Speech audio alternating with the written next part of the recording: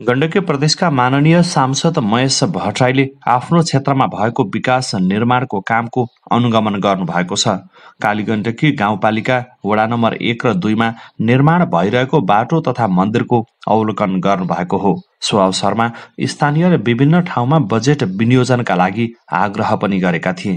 प्रदेश सांसदलाई चाहिँ धेरै पटक गुहार गर्दाखेरि अहिले चाहिँ यो बजेट पार्नलाई हामीमा महेशजीलाई भन्ने प्रयासमा चाहिँ यो मन्दिरको चाहिँ उहाँले चाहिँ 5 लाख रुपियाँ छुट्याइदिनु रहेछ। त्यस हुनाले चाहिँ यो मन्दिर चाहिँ बनिराखेको अवस्था छ। त्यसको लागि थप पैसाको लागि हामीले माग गरिरहेका छौँ, अझ थप गरिदिनु होला भन्ने उहाँ तय हुनुहुन्छ। उहाँले चाहिँ यसलाई चाहिँ अझै 10 लाख रुपियाँ थप दिनु हो भने अझै चाहिँ हामीले अझै चाहिँ पौवा पनि बनाउन सक्छौँ। अनि धेरै काम गर्नु छ। महेशजीले चाहिँ प्रदेश सांसदले चाहिँ पारिदिनु होला बजेट भन्ने हामीलाई आशा लागेको छ। उहाँले प्रदेश सरकार र कालीगण्डकी गाउँपालिकाको संयुक्त लगानीमा निर्माण भइरहेको हटिया चिउरीबोट बाटोको पनि अवलोकन गर्नुभएको थियो।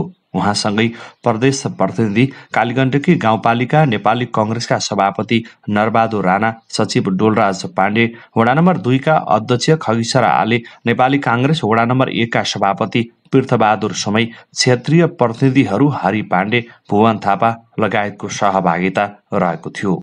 सामाजिक विकास मन्त्रालय अन्तर्गत यहाँ जाने यो तपाईँहरूको जाने क्लबलाई सम्झेर 1,50,000 रुपियाँको कामहरू यो जाने आएको छ। यसमा म सन्तुष्ट छैन। तलैसम्म पिच हुनेरी हामीले त्यो काम गरेको